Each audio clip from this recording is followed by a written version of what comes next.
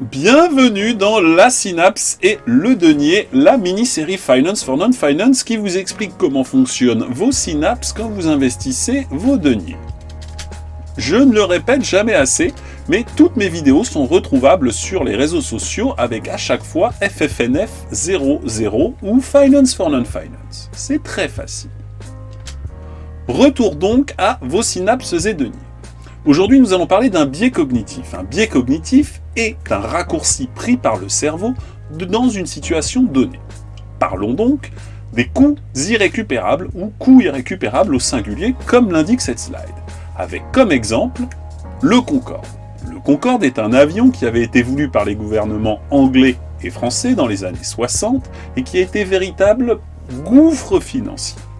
Alors que ces deux gouvernements savaient que, à partir de 1973, il n'y aurait eu aucune utilisation commerciale et rentable de cet avion.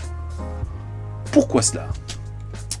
Eh bien en fait, la situation du coût irrécupérable nécessite une dépense initiale, donc les premiers investissements faits par les gouvernements, qui vont ensuite s'entêter à investir. En effet, ayant mis une première mise, ils ne vont pas vouloir se dédouaner. Enfin, tout cela est su comme non rentable, et pourtant le cerveau nous pousse à le faire. Pourquoi cela ? Plusieurs facteurs. Tout d'abord, le cerveau humain n'aime pas se contredire ou se remettre en cause. Ainsi, le premier investissement donne raison au cerveau, et les suivants aussi, malgré le fait qu'on sait que ce ne soit pas rentable. Qui nous amène au deuxième point, l'acceptation de la perte. Accepter de perdre est très difficile pour l'humain. Enfin, votre image va être écornée. En effet, comment expliquer que vous êtes un gouvernant habile alors que vous n'êtes pas foutu de faire un investissement rentable dans lequel vous avez mis des milliards? Que faire dans ces cas de situation de coût irrécupérable? Tout d'abord, rationaliser.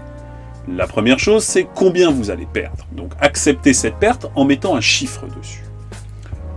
Aussi, lorsque vous êtes devant un énième investissement dans une situation de coût irrécupérable, posez-vous la question, si je n'avais pas investi au début, est-ce que j'en aurais mis ensuite?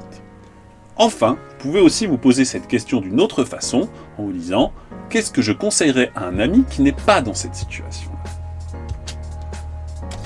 C'est la fin de cette vidéo. Encore une fois, je vous invite à aller sur les réseaux sociaux, partager, liker et commenter si elle vous a plu.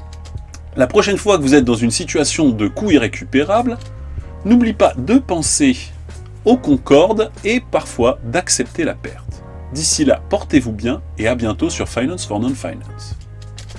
Argent, facile, facile, facile.